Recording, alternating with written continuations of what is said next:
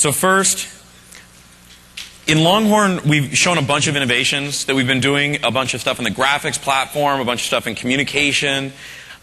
Today, I want to talk a lot about the application model itself. It's one of the things that's actually been overlooked for a long time in the platform. And in Longhorn, we're doing a lot of work to try to make a great first-class application model built right into the platform.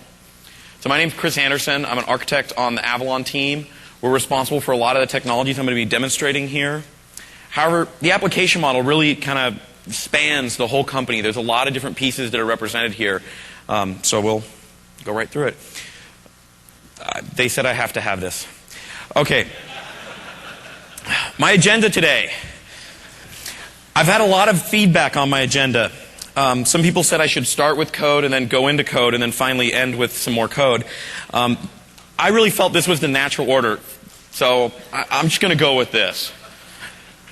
So with that, we're done with PowerPoint.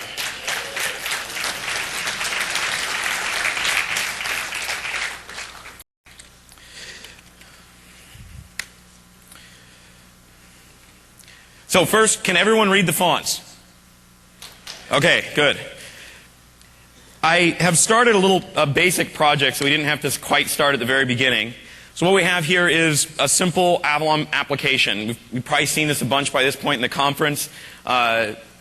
It's been kind of an interesting scheduling challenge, having the app model overview, kind of the basic app model talk being on Wednesday at 3:30. So I've determined that you all should know this material by now if you've been paying attention. So you need to correct me when I make errors. That's really what it comes down to. So we have, we've created our window, we have our main, we have STA thread. Not something we necessarily want to have there, but for now we need to do all of our stuff in STA because of some comm interop and some other things we're doing. The first line here is creating the application. This is the first hint of something new in Longhorn about how we're going to treat applications. We actually have a first-class object. If you compare this to kind of the traditional Win32 app model, it was WinMain and WinProc. You had great messages. You could send them. We gave you fabulous services like Alec. So we have our application, we create our window, and we run it. So to show you that we have real live code, theoretically, it runs, it builds. We're exciting. Wow. I'm not having to work hard for that. I had that done already. So the first thing I want to do is I want to take this and convert some of these to XAML. And you've already seen a lot of XAML being written at the conference so far. So we'll breeze through the window part of this pretty quickly. Yes, I have a backup. So I'm going to create a XAML file, and I have a little bit of a cheat here so that you don't have to see me type the schema name all day long. So now that I've got my basic stuff filled in here, I'm going to go in and create PDC window 1 as my class name.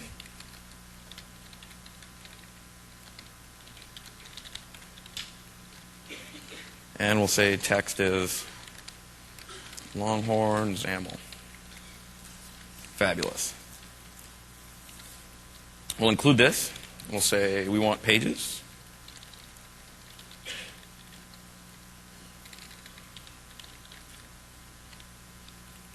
And finally, what we now can do is I can delete all of this code from the middle here and make this be a partial class.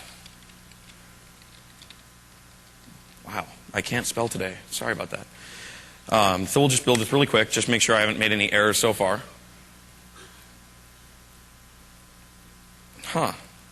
Apparently I'm starting out with failure.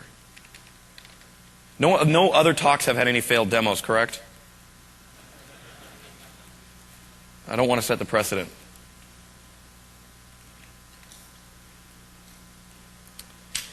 We created something glorious called app, which is still running for some reason. Okay, so you guys were supposed to catch me when I make errors. I'm disappointed in the audience. You need to tell me. I did not make the window visible. Visible equals true. I'll let you slide this time. But next time I'm just stopping, and we're going to all go home.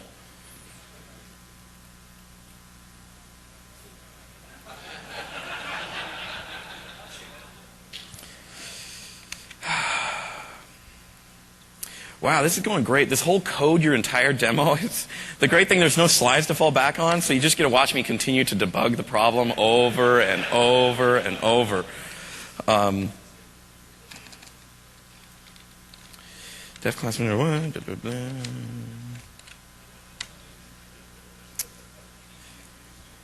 I do need to use Visual Studio, apparently. That would be a solution here.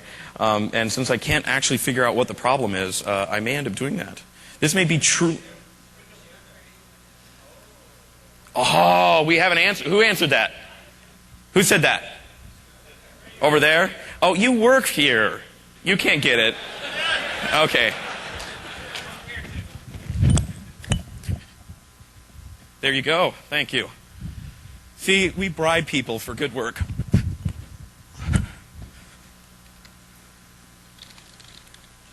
New window 1. It's going to work much better now. Yeah. All right. That will be the one and only failure today. Okay. So we've created this. We've seen a bunch of this where we've used XAML to create UI-based applications.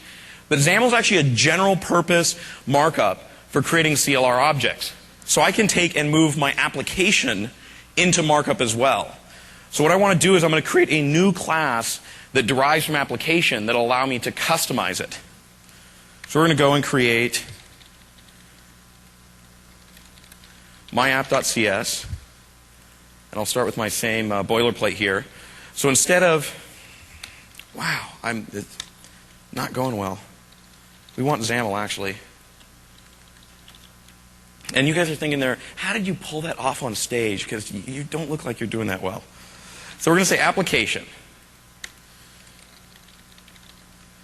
PDC, my app. The application does not need to be made visible. So we've now defined a new class that derives from application. This is a non-visual class that will allow me to specify what I want to display, and I'll be able to take advantage of all of these application services that are built in.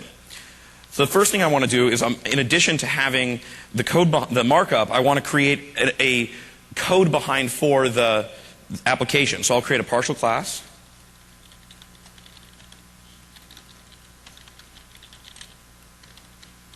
And now, instead of creating application, I'll say create new myapp. Which is great, but hopefully we get something out of creating this new class. So the application actually controls the lifespan of the process. So it has events on it like starting up, shut down. You can tell it to enumerate all the windows, etc. So what I want to do is override a method here.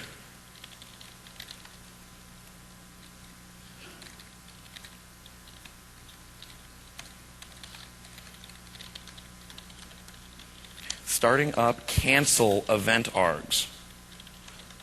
Right, you guys all got that the first time, right? So we have a new philosophy in Longhorn, which is the longer the API name, the more powerful. So here I'm just going to say new window 1, and we'll delete this. Wow, that was quick. Okay, I don't have that many shirts. Sorry. Okay, so we've created our app. We started up, and it was able to new up the window and display it. So we're still looking pretty boring. I'll try to put something in there to make it a little exciting. But it's interesting to think about what happened here. We created the window class, and then when we called run, it was able to go through a bunch of steps before this code inside of starting up got called. So it did things like potentially get the command arguments. So let's fix that, and we'll say string array args, and we'll actually pass that into not run, into the constructor, I believe. Now I'm getting dangerous. And I can also have it return the value that I want to be the process exit code. So you can see that application is starting to become the main entry point into my program. Throughout the years, we've continued to move the entry point to the program on you. It used to be main and C. And then in Windows, we made it be WinMain. And in fact, we did a bunch of work before we called your WinMain to set up the process. In managed code, when you actually write static void main or static int main, that's not really the entry point to the program. There's other code that runs that bootstraps the CLR and does a bunch of work. And so what we're doing is we're continuing to raise that abstraction layer more and more. So in this case, we're moving to a model where the application becomes your entry point and you no longer have to write a main. So we're going to go in here, and no one noticed that that last time I ran it, I didn't even have the app in it, so that's kind of cool. So we have that here. And I need to run this to make sure that we're still copacetic. It didn't build. It didn't build. See, Mark, I expected you to catch that. There we go. Okay, so we got it running and got it working. Now, if we want to get rid of this main, we have to somehow tell the compiler what the entry point of the application could be. Obviously, these 3 lines in my main function, setting the apartment state, creating the application, and calling app.run, are really boilerplate. They can completely be automatically generated. To get rid of this, though, we do have to do that step of telling the compiler. So what I'm going to do is I'm going to nuke the main here. And we're going to go to the project file. So what I want to do is I'm going to tell it that this is the application definition. And that's just saying this is the XAML file that is describing the app itself. And this gives us a lot of opportunities for the compiler to do things like figure out all the pages that you have in your app, create all the resources, put them into that application object, and allow you to have easy access to all of those. So are you noticing that this demo is just a single white window again and again and again? This is also helpful because if anything fails, you'll never know. All right, so because we're getting a little bored with this, let's put some actual UI in our window here. So we'll put a text panel. Actually, what we'll do is, I've heard all the cool kids use transform decorators.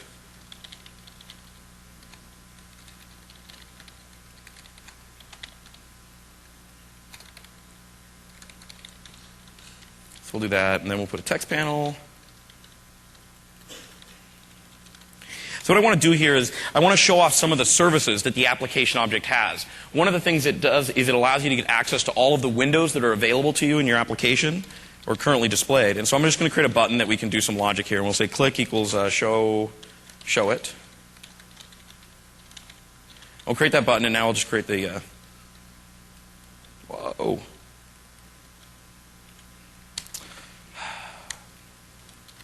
Not a good day.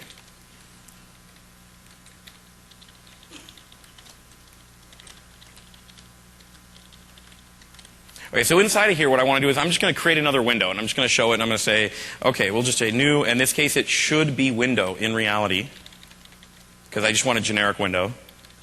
We're just going to show it. So now if I run, we're just going to create, it's just going to pop up a window.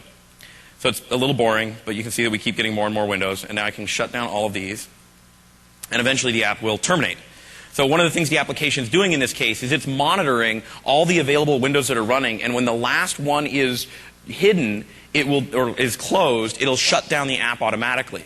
You can actually control this behavior and specify, well, instead of having it be when the last window is closed, I want you to terminate, I want to have a main window, or I want to have it that I need to explicitly call close. Because there are cases where you're going to have applications that have no windows running at times.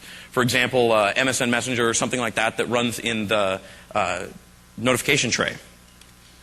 Well, so what I want to do now is every time you click this, I want to go and look at how many windows we have currently so that I can set the text to something appropriate. So I'm going to say window.text equals, and here I can say application.windows.count.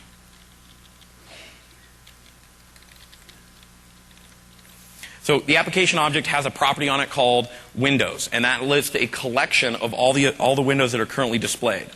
So when we run, as we create new windows, we'll see that's window 2, because this was window 1, 3, 4. I could keep doing this all day.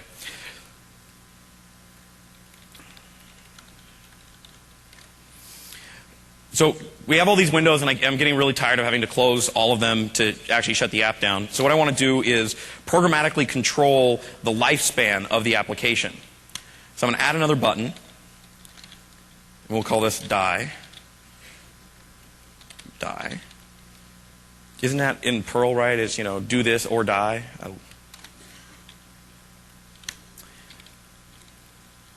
So we'll say void die.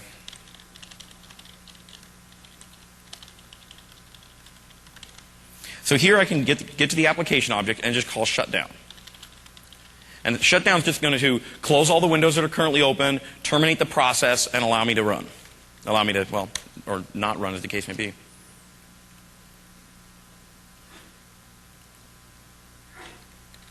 Note to self, save files before building and running. Okay, so now if we show a couple windows, when we click die, everything's going to terminate very gracefully. Well, as gracefully as it does.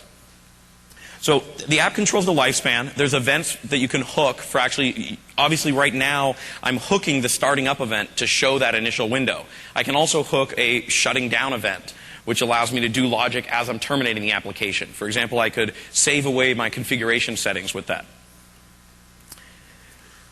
So what I'd like to do, since everyone is getting woefully bored now, is we want to take and make this at least look somewhat more interesting. And since everyone loves a good video, I'm going to take this video and I want to add it as the background for my page. So what I'm going to do is go to the window, and we all saw this before. We do a canvas. That guy gets docked. This gets a width 100, height 100.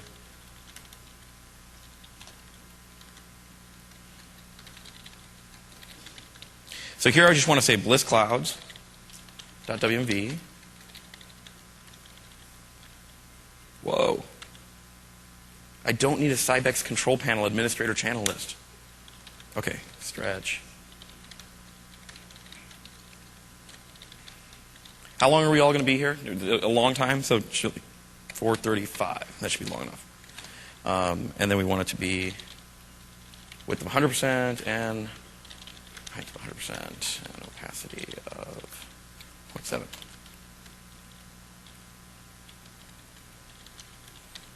All right, does everyone think that's going to work? Wow, that's a vote of approval.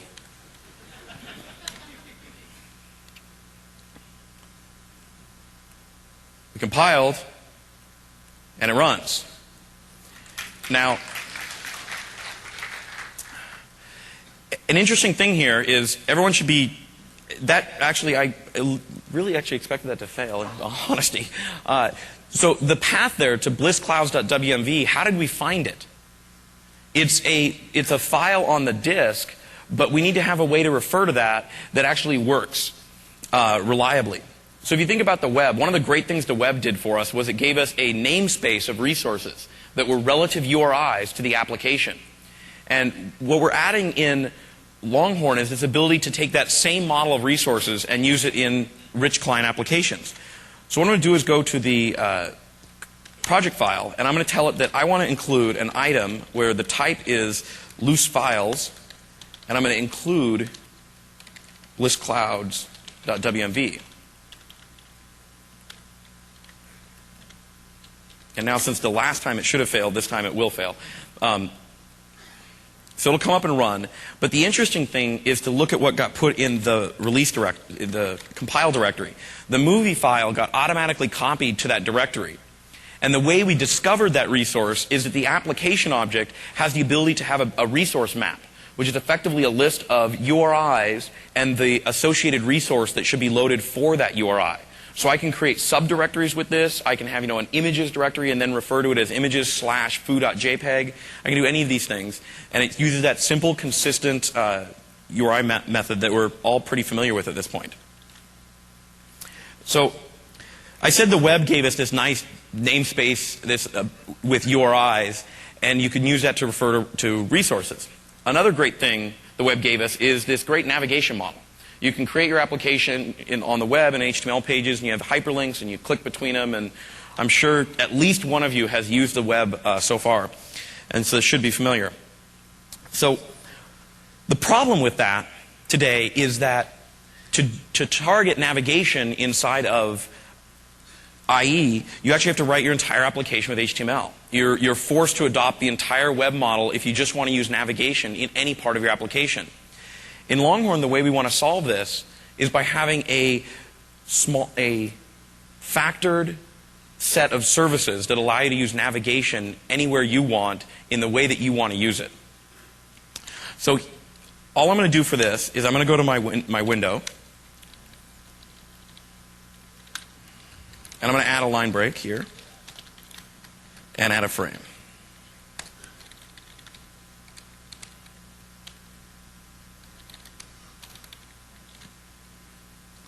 So a frame is, there's two pieces of, there's two objects that are involved in a navigation. There's the container, the thing that is going to navigate to something, and there's the thing you're going to navigate to. So the container in this case is called frame, and it's going to be the thing that allows me to go to different pages and walk through this. The target we're going to here is called pane1.xaml. The root, that we have a helper base class called pane, which is the root of navigable content. We were trying to think of a name here, and we thought it was a little cute with window pane. So, oh, jeez.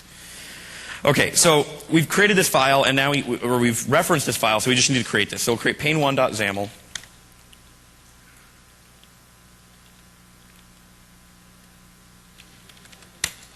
Okay, whoever thought Control key should bring up that menu, not a good plan. Okay, so we're going to use pane as our root. And inside of here, we'll just put a text panel, and we'll say, hi, Mom.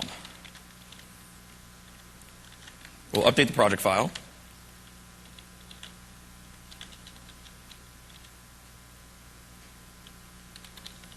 So what should happen, provided my demo karma continues, is that this will load.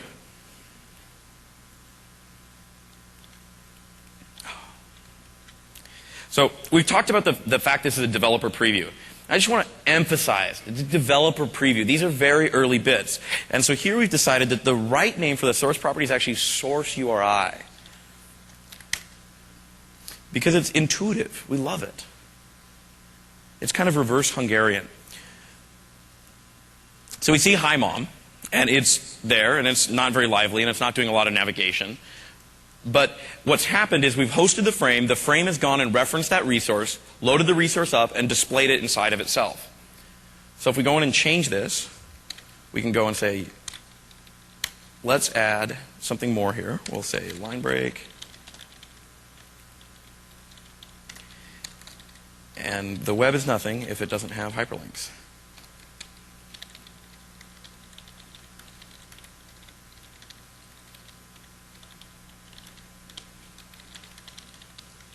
So now we've created a hyperlink, which should allow me to navigate to the next page. So we need to create that page. So we'll clone this guy, and we'll say pane2.xaml.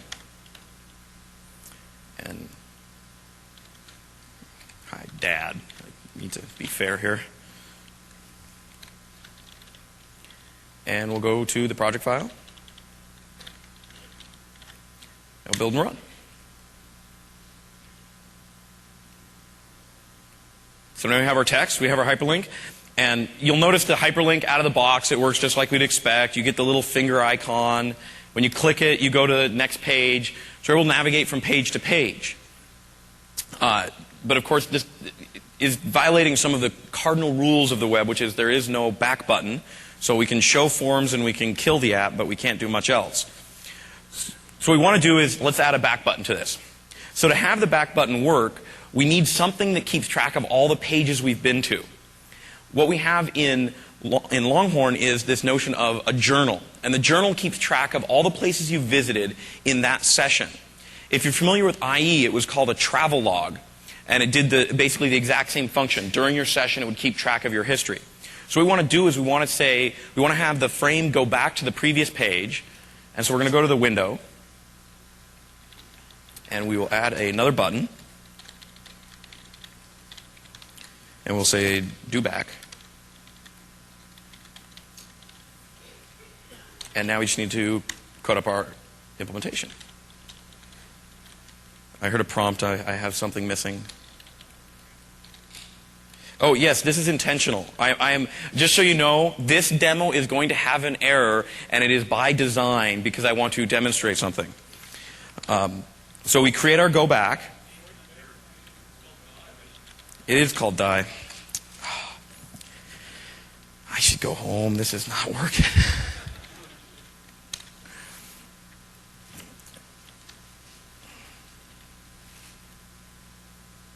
Okay, and we need to set an ID here. So in this build, the go back method on frame actually doesn't do anything. And so what happens is we click this and we can't hit the back button. It doesn't actually function. But this gives me a great opportunity to talk about another thing that we've done, which is frames. It is very common that you want to have a window that is the navigation container. You want a top-level frame that is the thing that is going to do all the navigation. So we have a class that basically wraps up a window and a frame together, and it's called, easily enough, navigation window. So I'm going to put and call this navigation window, and here we have its window navigation container, if I remember correctly, which I hope I do. So what I don't need to do here, now when I go to my window, since we've wrapped the frame and the window together into one object, we can now access the navigation functions directly from the window. So we can just say, go back.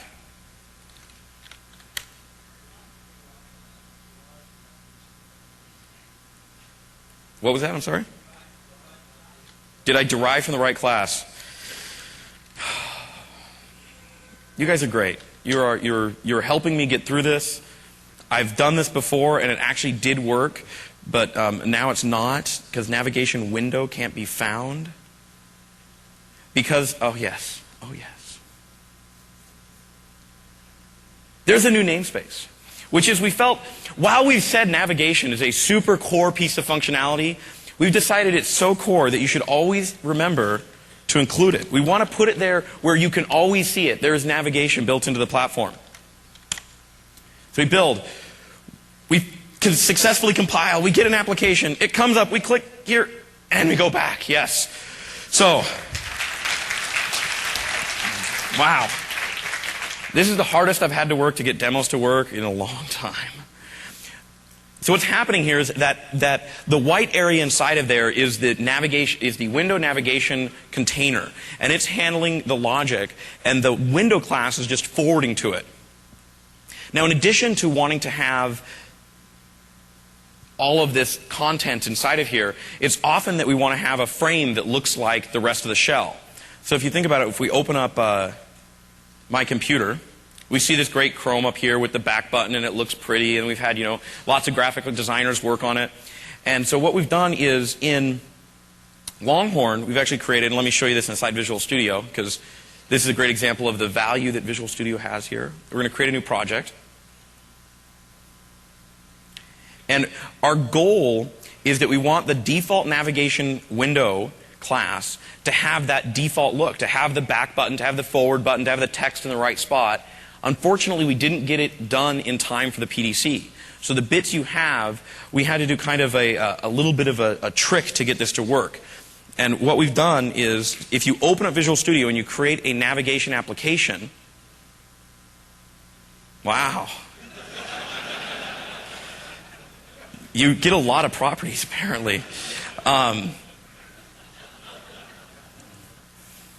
Visual Studio is also a developer preview in these bits. I hope you guys are having fun, because I'm dying up here. So when this comes up, if it comes up, we see that we get this default look of the Chrome. And so you can actually take this, and now I can create an application as I navigate through. The back and forward buttons are going to function correctly. And basically what we did here is we went to the templates for the class. So if I bring up the Solution Explorer, we can see that we injected a little bit of code in here. Just a little. I decided not to try to type this in. I figured it would not be successful. But all we've done is just define some resource. It defines the default look of that frame. And you can actually take and copy and paste this XAML out into your own application if you don't want to choose to use this, or if you just want to, clone the look for something. So we're done with that part. Okay. So we've seen navigation. We've seen this custom Chrome. We've seen some of the services on the application object. But we've also spent a bunch of time in Windows to look at what are some of the metaphors of how people do dialog management and window management. Now we're all familiar with the standard overlap non-modal window like this guy here, where I can click back and just have multiple top-level windows. And you can use this to create kind of the SDI style application, just new up another window and have them be peers of each other. But we also want to be able to create and show dialogues. So if I just actually change this code here and say dialog and give it a parent, which will make me,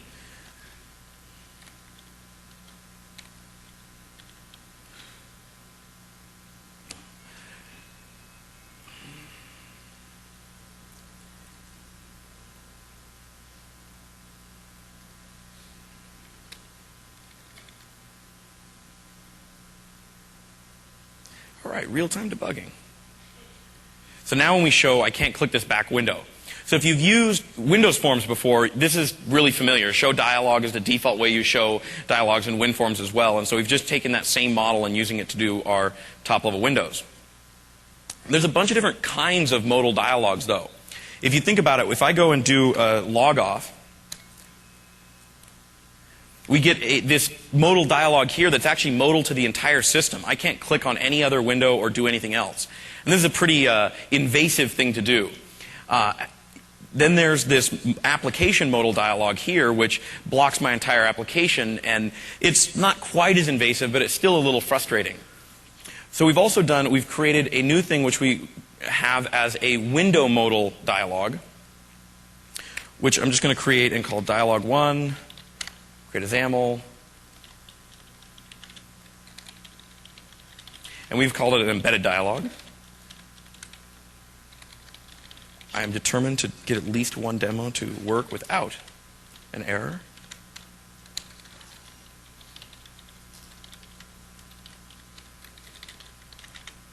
So now we've defined our dialog. We'll add it to our project.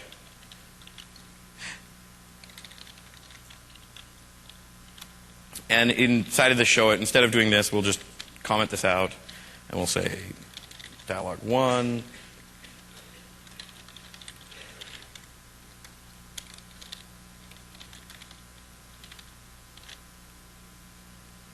That should work.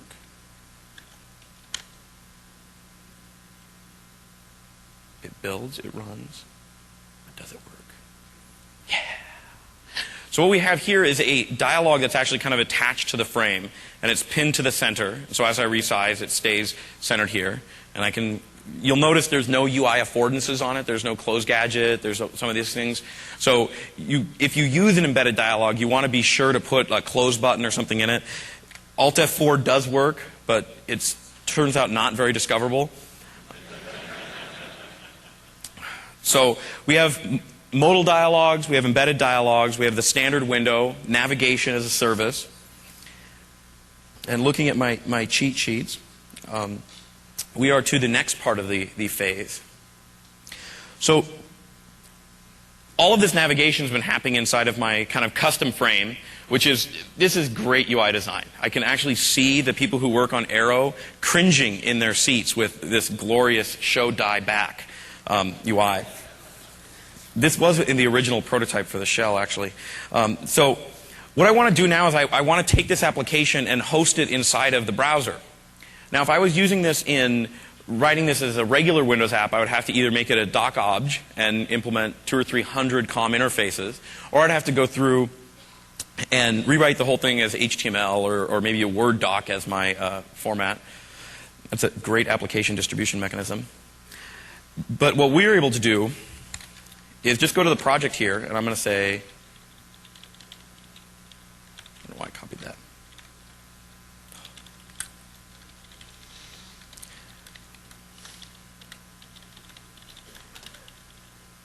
So it's a simple toggle, just host and browser. I want to take this application and run it inside the browser.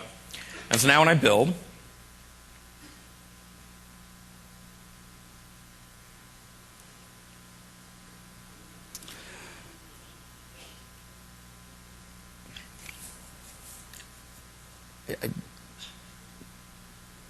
the application would come up in this glorious frame. Well, it actually looks like that. It would come up in this frame, but there'd be content inside of it. It would look really good, and you'd be able to use the back and forward button inside of IE, and it would work very slick. We're going to give it one shot, which there might be a problem with the fact that it doesn't like the video. So we'll try this quickly. And if this fails, we're just going to call it good. Except the process is still running. This is also showing the great task manager. We've kept it. We think it's a good thing.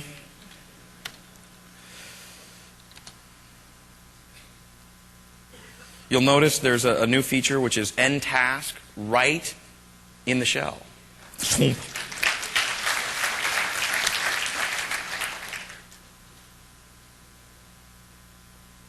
Come on, come on. Yeah! So we're inside this frame, and now, it's not that good when I have to work that hard. You'll see the back and forward works, and in fact, if I go to this, you remember I said the journal inside of Longhorn is very similar to the travel log inside of IE. When we're hosted in the browser, we actually merge the two together. So I can go in here and navigate back and forward using these controls. All of my features work. I can create dialogues. I can hopefully close them. And I don't know what this will do. The app ends, apparently. So we're able to basically get full functionality of my application running inside the browser. So the decision of whether or not to run in the browser is something you can make at any time. And in fact, we're still working on the guidelines of when we think you should navigate, when you should put your app in the browser and when you shouldn't. Jan's talk immediately following this will go into a lot of the guidelines as to when you should use navigation, when you should host in the system browser, when you should host in your own browser. Should you use your own Chrome? Should you create custom Chrome? Navigation is something that if you look around in applications, it's everywhere.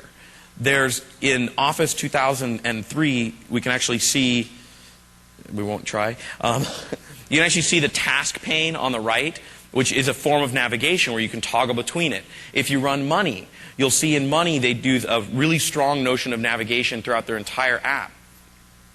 In even the add remove printer wizard, that's actually a form of navigation. You go through and do next and back and you go through the entire app. Which brings me to an interesting point. Navigation's great, but the web version of navigation is a little archaic. Jan has this great metaphor he uses. He says, hyperlinks are go-tos, and URLs are the line numbers of the web. And we really think we can do better than just go-to in Longhorn. And so we have a notion of go-sub. And go-sub in navigation is actually called a page function. And what this allows you to do is maintain state. As you call from one page to the next, you actually can effectively create stack frames and run through and return data and have a logical flow through your application that's very well controlled and very well defined. And Jan will do a great demonstration and much better explanation of that in mere moments. So we've created our app. And now we're going to go truly dangerous. Because everything else I've done has succeeded, I'm now going to try a portion of the demo I have never tried before. What I want to do, if everything works, optimization. Wow. For download. So Avalon markup supports two modes of compilation. You can compile it directly to C# code, which is what we've been doing up till now. It creates a class. Inside of that class is a bunch of code that says new button, new frame, etc. You can also optimize it for download. And optimizing for download creates a binary representation of your display and then a small wrapper class that loads that resource. And this allows us to do kind of a data-driven approach to how we parse and display the form, which actually gives us better performance in download cases. So what I'm going to do is tell it to do that. And now I want to say that the default culture is ENUS. Now here I actually just want to say MS Build. Part of the application model is that we recognize localization is a key part, yes, we worked, is a key part of building any application. So what I've done there, you'll notice that there's a subdirectory now inside of my release directory called ENUS. Simply by specifying the default culture for that assembly, we've now created a satellite assembly. If I wanted to localize this application, I can actually go to the bin release directory, and inside of here, you should answer your phone.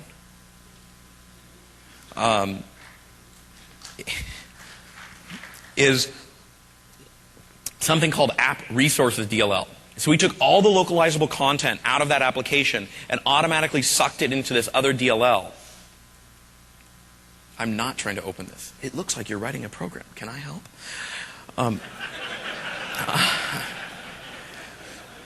So all of the resources for this application are now here, and so we have about 5K of resources so far.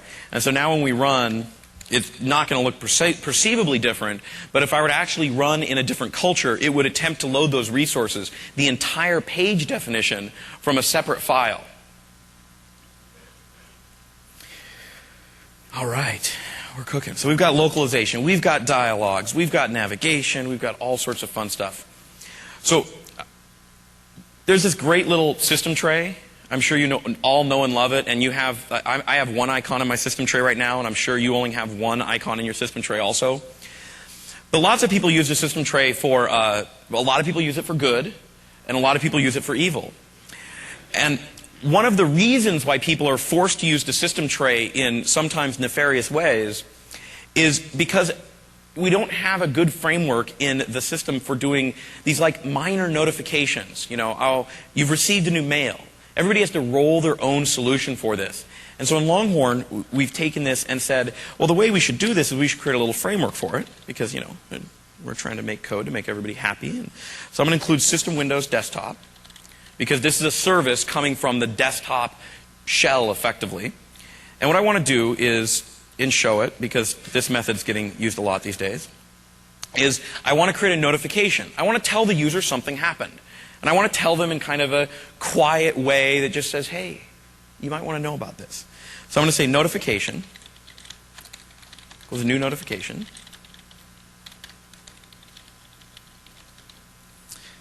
Well, this demo should work. And I just want to send it. So I create the notification. There's a lot of properties on notification. I can specify header text, body text. I can put icons in it, add buttons. And what it's going to do when I run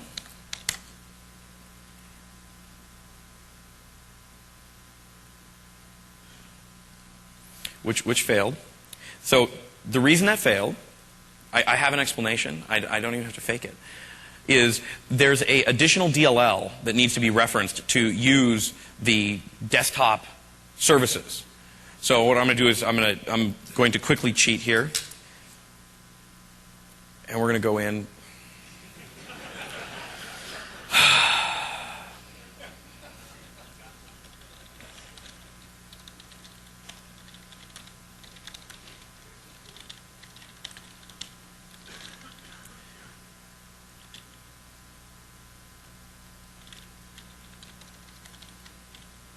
And this code really will work, so I'm just going to copy it.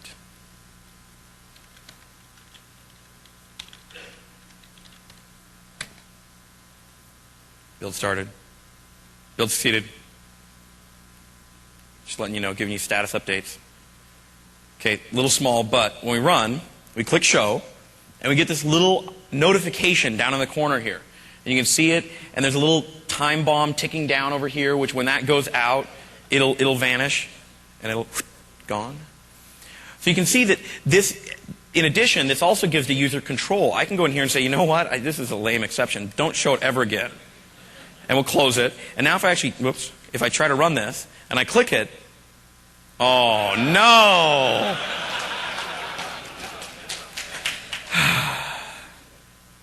All right, great, fabulous. And you guys are all suffering through it. It's great. It's excellent. Why is everything so big? I'm sorry, but I've been forced to now go back to PowerPoint slides. All right. Oh, this is horrible. I forgot a key bullet. Do you want to see the key bullet that I forgot? And I forgot deployment. Have you seen deployment enough, or would you like to see it again? Show it. I heard mixed reactions, so I'm going to force you to sit through it. So one thing we did when we created our app, you'll notice that there are these two extra files, app.deploy and app.manifest. In Longhorn, we're moving to a notion of managed applications. That is, managed in the same way managed code is managed. By describing your application, the system can offer more services. So we have two files here, an application manifest, which describes all the information about your app itself. You can think of it as a directory of components that make up your application. And there's the app deployment, which is a version-independent description of your application. It's the thing that specifies what version's currently active, how you should subscribe to it, what the security of actually the security is in the application manifest. Sorry. So let's quickly take a look.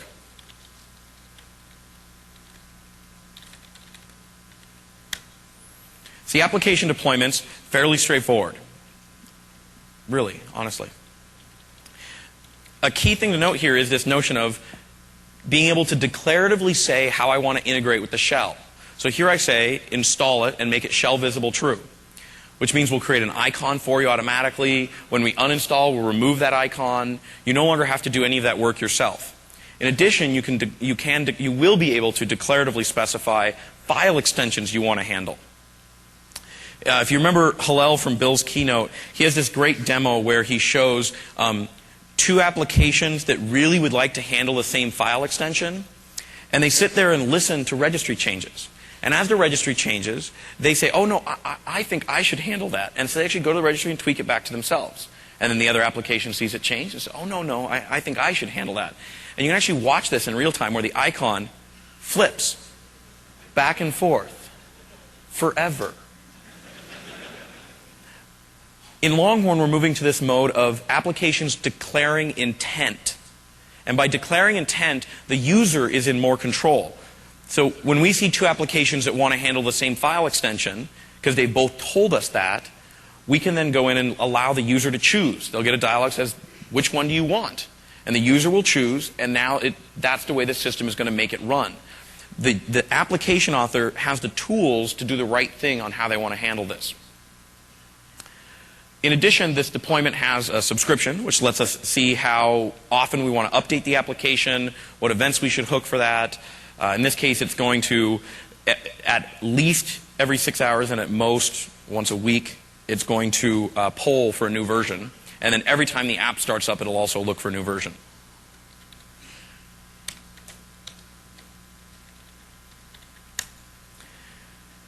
So now in our app manifest, app manifest didn't need colorization apparently. We have here is kind of an interesting little one, which is the entry point. Remember before we started with a main and we slowly destroyed it and moved it all to markup. And what we've done is here we now have in the declarative description of the application, we've told the system how this app should be started. We said, here's the entry point, and now the OS can reason about what it should be doing there. We also have this section on trust, so we can now look at the application and determine what permissions it needs to execute successfully. If you've seen any of the other demonstrations on security, you've seen the Trust Manager dialog appear, where it prompts the user, do you want to allow this to run or not? And it uses this information to determine if that should happen. And then finally, we have all the dependency information. We can see that we have this one video as part of the application, and we have some dependencies on the main app executable, and finally we have a dependency on that app resources file. So we have these now, and so we want to actually deploy these.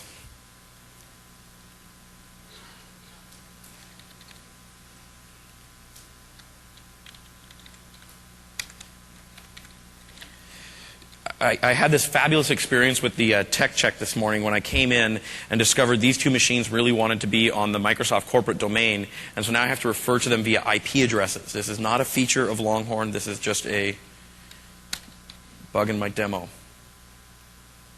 Waiting. All right, well, those of you who didn't want to see the deployment demo, you're in luck.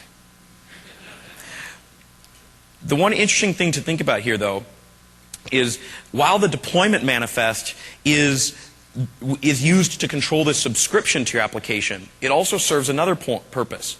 The deployment manifest is the new way of accessing your application, the new way of running it. So even though I'm not running this remotely, I can see this application deployment manifest, and I can double-click it, and my application will effectively install itself from the local machine, which is a little odd. But it will take this application, install it, and then run it on the local machine where it's coming from. So the app comes up, and it works, and we can actually see that it gets a start menu presence. So we go to My Company, and we can see the application here. We can start it up. And what's happening here is we're executing that deployment manifest, and by running the deployment manifest, the system can do more intelligent things. For example, checking for updates. It can also set up the security policy before the application runs to validate how it's going to work, or what it's going to do. For those of you astute in the audience are looking at this going, well, there's an executable right here, so that doesn't seem very secure, because if I run the executable and you're counting on the deployment manifest to set up some security, it seems like that's a little tiny bit of a hole. So the executable itself will, in future builds, will be going away, and the application deployment file will be the main way of accessing the app. And this gives users a consistent feel. And so finally, as with any deployment demo, the last thing we must do is uninstall it. So we remove. And now the fabulous part of this is it actually has been removed from the start menu as well. So I wrote no setup script. All the tools I've been using so far are part of the default install in Windows. So out of the box, when I built my application, I was able to build it localized, deployable. It was secure. It could take advantage of navigation. It could run in the browser. It had a rich way of talking to the shell to give notifications to the user. All of this was done in these kind of nice, small, composable services that enable you to build your application using kind of whatever features you want without having kind of an all-or-nothing approach to the application model.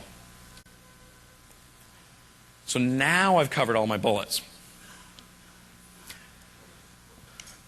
There's a lot of stuff I missed.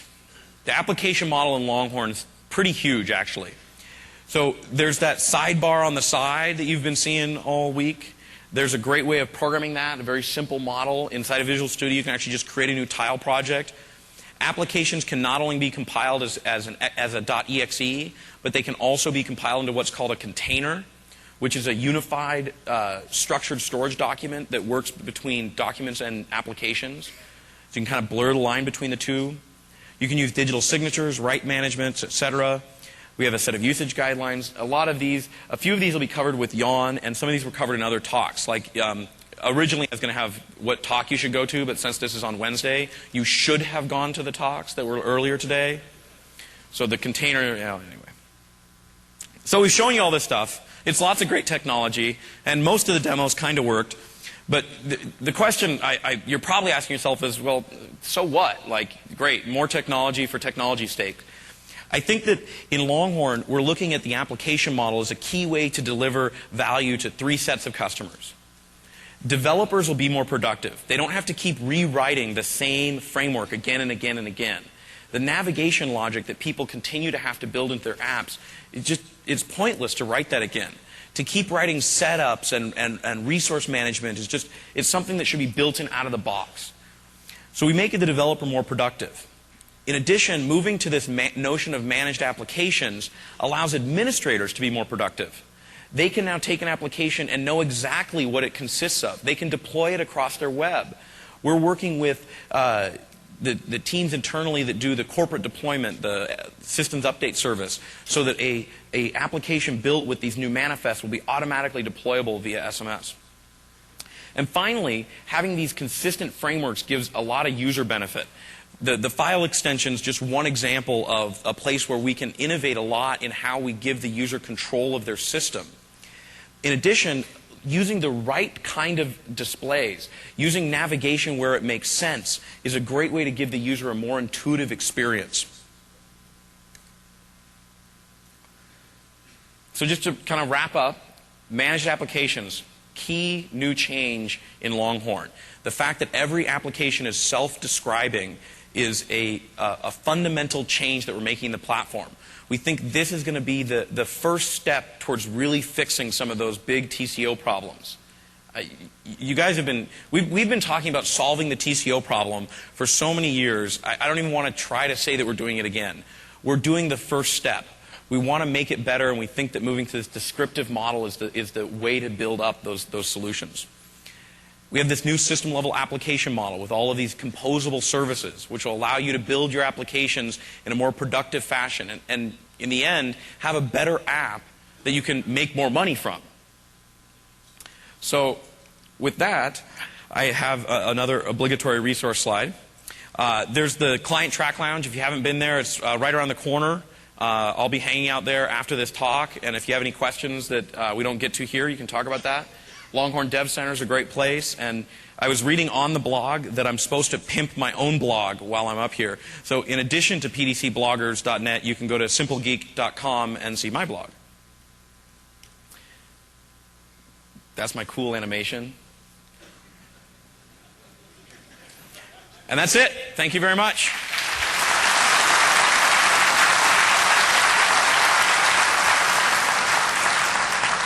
If anyone has any questions, there's mics. Mike stands in the middle, and feel free to ask away. How much time do we have, Jan? I have 15 minutes for questions, so shoot away in the center here. When it was automatically creating that satellite assembly, how did it understand which XAML attributes were programmatic versus localizable? Great question. The way that we do that is we actually localize the entire XAML file. Because with rich text and all of the layout capabilities we have, any attribute may need to be localized. So we take the entire content of the XAML and we create the binary representation, and that entire binary representation can be replaced for every language. Okay. All right. I don't know, is there only the one mic stand? Okay, next question.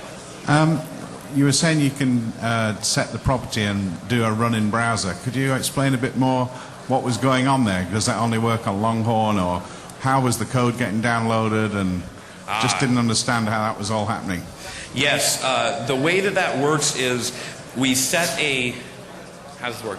We set a bit in the executable that lets us know that we want to host it in the browser. This is all Longhorn only. This will only work on Longhorn. And so when IE gets that down, we basically sniff the MIME type of it, and we go in and look at that, and if we see the right bits, then we instantiate an actual hosting process called presentationhost.exe. If you look on if you run it this way, you'll actually see that start. And then from there we do the work to make it be a doc object that gets hosted in frame. So does that make sense? Does that answer your question? Yeah, that's fine. Great. Next, over here. Just want to follow up on the localization question. So if I'm going to distribute a localized application, do I write n copies of the XAML in each of the cultures I need? Yes. Right now the model, so this is obviously early bits, and we'd love to get your feedback as to how you think we should be doing it. Right now the model we went with is that, you would rewrite the entire XAML. We looked at a bunch of solutions of how people localize rich markup, and they tend to fall into the category of either some amazingly custom solution, like using a bunch of transformations on a back end to dynamically generate localized pages, or they do reauthor for every locale they want to do. And we went with that model, and I'd love to hear feedback if you think that's right or wrong. But this would suggest that putting one's code in a CData section of a XAML file is a bad idea. Actually not. No? So when we compile, any blocks of code get compiled into the IL image, not into the binary resource definition. So we remove that for you. No, but I've had potentially make the mistake of translating a XAML file and having code that's duplicate. Yes, yeah, that's true. Okay. Yeah. Thank you. Questions, Senator? So the deployment stuff you were talking about, will that work for components that are loaded via like load from or COM activation or something like that? I don't know the answer to that. If you come grab me afterwards, we can find the people who can answer it. I don't have an answer. Sorry. Okay. Next question, Senator. Another follow-up question on the running in a browser. The fact that you have to have a specific executable to run the code, is it still running in a browser or is it pretending essentially to run in a browser? What I'm after is it's very, very platform specific in the first place, I guess, and it's also very IE specific. Is it a true statement? The way we, I don't have a great answer. I will pawn you off. No, I will. Mark Alcazar is up here in front, and he can give you the exact details of how we do that and what the limitations are. I believe, yes, it is Longhorn only, it's IE only, and it's not pretending to host in the browser. It's actually running as a doc object in the browser. But I believe that only works inside IE. That's my impression. Mark, can you give me a thumbs up or down? It's a sort of answer, so we'll have to take it offline and talk about it. But thank you. You're welcome. Next question? Still follow up in the localization.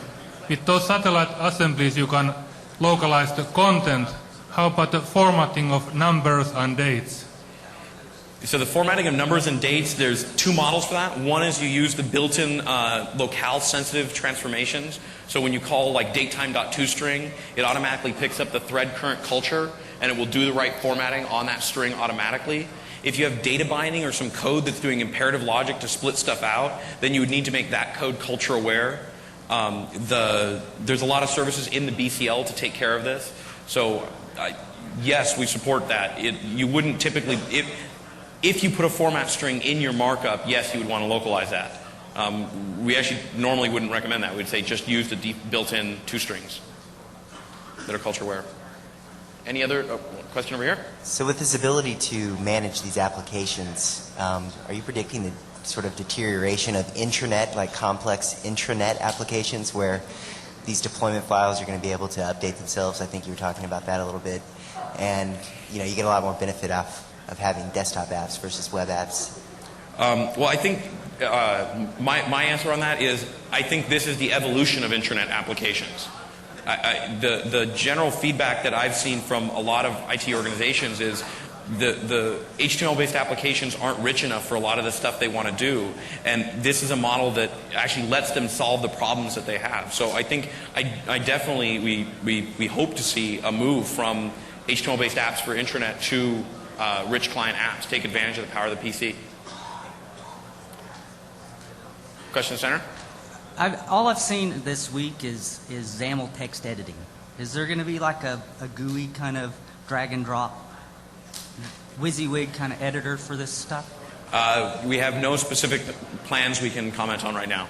Because in 1989, I used SGML to create Word documents or Word-like documents. Yes. And WYSIWYG was the future. And now we've gone back in time. So.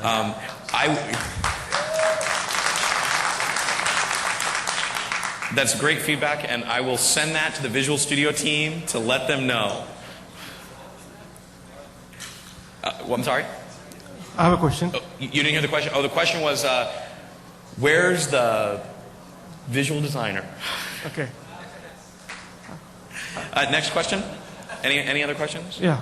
Oh, yeah. Oh, in the back. I didn't even realize there was a second round of mics. So. Sorry. Okay. How does the side-by-side install and the deploy files work? I mean, how do they... When side by side of multiple versions being installed on the client at the same time, Right. The way you would do that, actually, you know what? I shouldn't answer that. I know how you could do it. I don't know how you're supposed to do it. Okay. Come by and grab me afterwards, and we can go grab the deployment team and have them give you the right answer. So, sorry. Any other questions? Fabulous. Thank you very much. Thanks for coming, and I appreciate it. Thank you.